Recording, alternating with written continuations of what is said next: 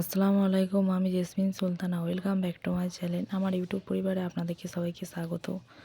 প্রথমেই কড়ার মধ্যে তেল দিয়ে দিলাম, পেঁয়াজ দিয়ে দিলাম। পেঁয়াজটা ভালোভাবে ভাজা হয়ে এনে নুন, লঙ্কা গুঁড়ো, হলুদ গুঁড়ো, পরিমাণ মতন জিরা গুঁড়ো, মিট মশলা গুঁড়ো দিয়ে দিলাম।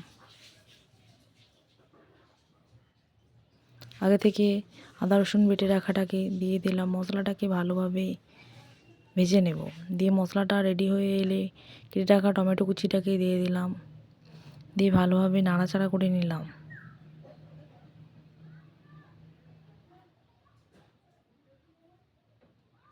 মশলাটা ভালোভাবে রেডি হয়ে এলে তার মধ্যে চিকেনটাকে দিয়ে দিলাম। চিকেনটা কষানো হয়ে এলে ধনেপাতা কুচিটাকে সার্ভ করে দিলাম। দিয়ে ভাঙা ছোলার ডালটাকে দিয়ে দিলাম। দিয়ে ভালোভাবে নাড়াচাড়া করে মশলাটাকে ভালোভাবে রেডি করে নিলাম।